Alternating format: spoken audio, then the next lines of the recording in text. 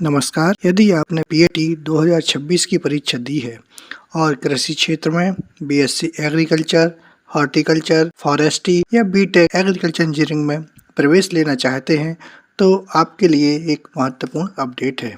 राजमाता विजयराजे सिंधिया कृषि विश्वविद्यालय ग्वालियर द्वारा ऑफ कैंपस संयुक्त काउंसलिंग 2026-27 की अधिसूचना जारी कर दी गई है। इस वीडियो में हम आपको बताएंगे पात्रता, अंक, महत्वपूर्ण तिथियां, आवश्यक दस्तावेज और संपूर्ण काउंसलिंग प्रक्रिया। यह ऑफ कैंपस संयुक्त काउंसलिंग निम्न पाठ्यक्रमों के लिए आयोजित की जा रही है। यह BSc honours agriculture, BSc honours horticulture, BSc honours forestry, BTech agriculture engineering. यह काउंसलिंग एमपीपीएटी 2026 के मेरिट के आधार पर आयोजित की जाएगी। इच्छुक अभ्यर्थी आरवीएस केवीवी एवं जेएनकेवीवी की वेबसाइट तथा एमपी ऑनलाइन पोर्टल के माध्यम से इसमें भाग ले सकते हैं। विश्वविद्यालय ने प्रत्येक वर्ग के लिए न्यूनतम प्राप्तांक निर्धारित किए हैं जो इस प्रकार हैं। स्वतंत्रता संग्राम सेनानी, सैनिक, दिव्यांग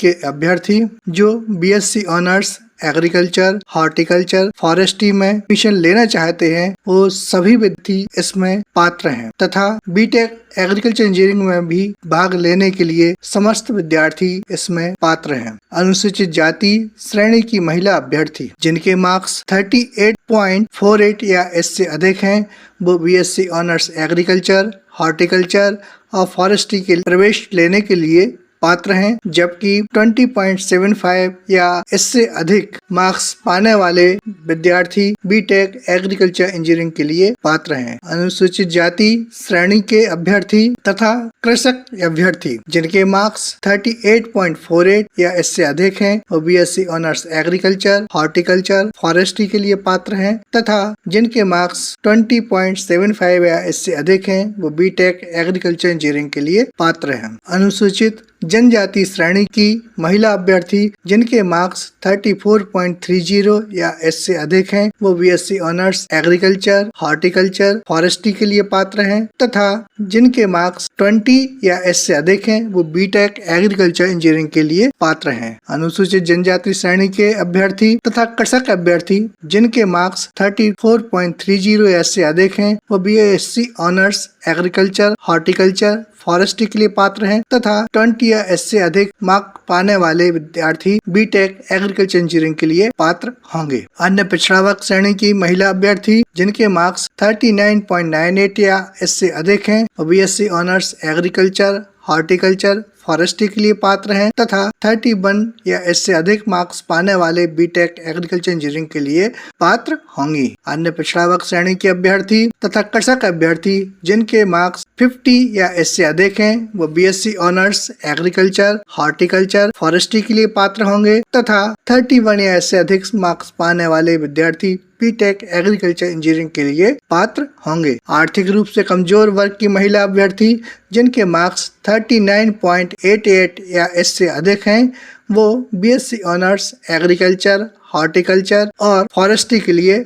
पात्र होंगी तथा 21 या इससे अधिक नंबर पाने वाले विद्यार्थी बीटेक एग्रीकल्चर इंजीनियरिंग के लिए पात्र होंगे। आर्थिक रूप से कमजोर वर्ग के अभ्यर्थी एवं कृषक अभ्यर्थी जिनके मार्क्स 39.88 या इससे अधिक हैं वो बीएससी ऑनर्स एग्रीकल्चर, हॉर्टिकल्चर और फॉरेस्ट्री के लिए पात्र होंगे तथा 21 या उससे अधिक मार्क्स पाने वाले बीटेक एग्रीकल्चर इंजीनियरिंग के लिए पात्र होंगे। अनारक्षित श्रेणी की महिला अभ्यर्थी जिनके मार्क्स 40 या उससे अधिक हैं वो बीएससी ऑनर्स एग्रीकल्चर, हॉर्टिकल्चर और फॉरेस्ट्री के लिए पात्र होंगी तथा 31 या इससे अधिक मार्क्स पाने वाले विद्यार्थी बीटेक एग्रीकल्चर इंजीनियरिंग के लिए पात्र होंगे। अनारक्षित वर्ग के अभ्यर्थी एवं कृषक अभ्यर्थी जिनके मार्क्स 51.05 या उससे अधिक हैं वो BSc honours agriculture, horticulture, forestry के लिए पात्र होंगे तथा 31 या उससे अधिक मार्क्स पाने वाले विद्यार्थी बीटेक एग्रीकल्चर इंजीनियरिंग के लिए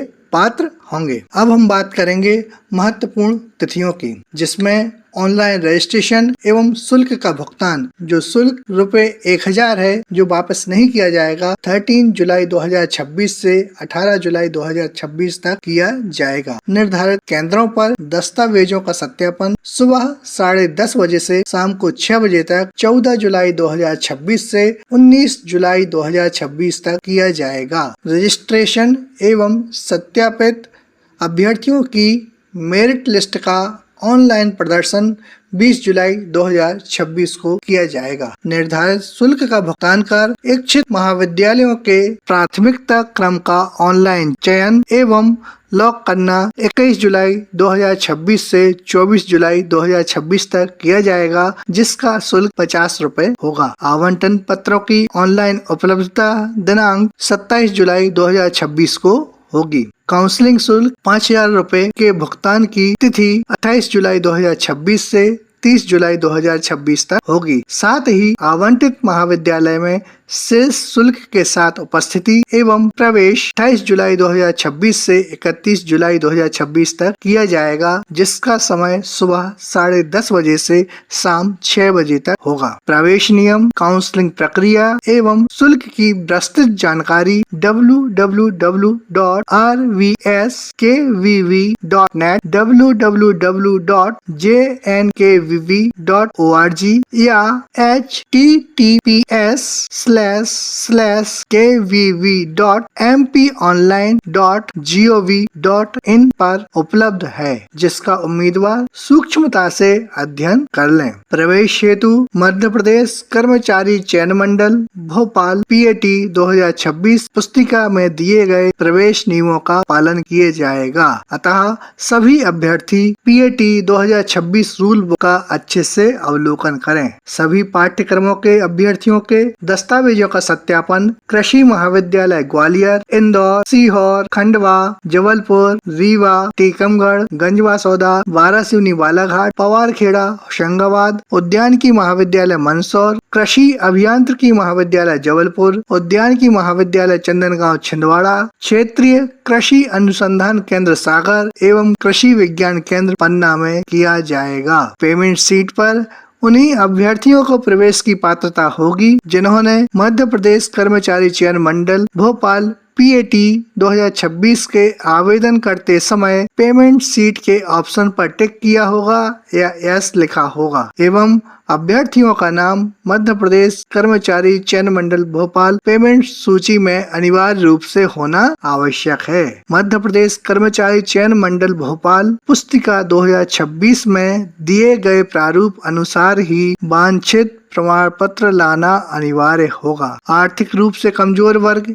EWS के अभ्यर्थियों को सामान्य प्रशासन विभाग भोपाल के पत्र क्रमांक F07-11-2019/A.1 भोपाल दिनांक 2 जुलाई 2019 का संलग्न प्रारूप के आधार पर प्रमाण पत्र प्रस्तुत करना होगा। आवश्यक प्रमाण पत्रों की रंगीन छाया प्रति महाविद्यालय में प्रवेश के समय जमा करना आवश्यक है। अपग्रेडेशन का विकल्प केवल प्रथम एवं द्वितीय चक्र में ही उपलब्ध होगा। प्रथम चक्र की काउंसलिंग प्रक्रिया पूर्ण होने के पश्चात शेष रिक्त सीटों का महाविद्यालयवार एवं श्रेणीवार जानकारी www.rvskvv.net, www.jnkvv.nic.in एवं https://kvv.mponline.gov.in पर प्रदर्शित किया जाएगा। प्रथम चक्र में ऐसे अभ्यर्थी जिन्होंने रजिस्ट्रेशन नहीं किया है वे भी रजिस्ट्रेशन कर दस्तावेजों का सत्यापन कराकर द्वितीय चक्र की काउंसलिंग प्रक्रिया में सम्मिलित हो सकते हैं। तत्पश्चात उपलब्ध रिक्त सीटों का प्रवीणता सूची के आधार पर ऑनलाइन आवंटन किया जाएगा। यह नोटिफिकेशन दिनांक 8 जुलाई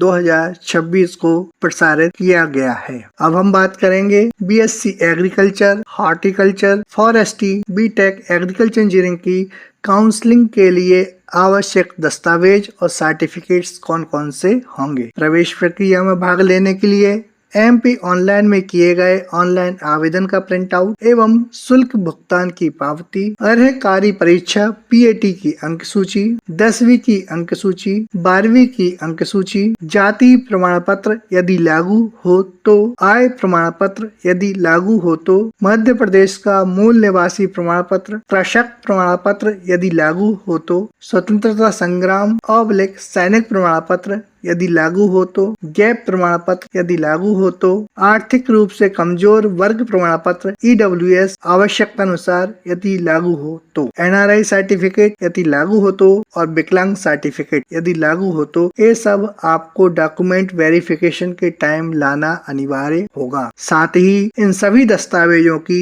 1 या 2 फोटोकॉपी की प्रतियां अपने साथ में रखें। इसके साथ ही जिन विद्यार्थियों को सीट आवंटित होती है उनको महाविद्यालय में प्रवेश लेते समय उपर्युक्त सभी दस्तावेजों की एक रंगीन छायाप्रति एवं 2 सामान्य छायाप्रति एवं स्कूल और महाविद्यालय की TC, चरित्र प्रमाण पत्र, माइग्रेशन सर्टिफिकेट, चिकित्सा प्रमाण पत्र की मूल प्रति भी लाना अनिवार्य होगा। विश्वविद्यालय द्वारा जारी सूचना के अनुसार सभी जानकारी केवल आधिकारिक वेबसाइट से ही प्राप्त करें। दस्तावेज सत्यापन निर्धारित समय पर कराना अनिवार्य है। समय सीमा के भीतर कॉलेज विकल्प लॉक करना आवश्यक है। आवंटित कॉलेज में समय पर रिपोर्ट करना अनिवार्य होगा। प्रथम चरण के बाद रिक्त सीटों के लिए अगली प्रक्रिया विश्वविद्यालय द्वारा अलग से जारी की जाएगी। यदि यह जानकारी आपके लिए उपयोगी रही हो तो वीडियो को लाइक करें, अपने दोस्तों के साथ शेयर करें और ऐसे ही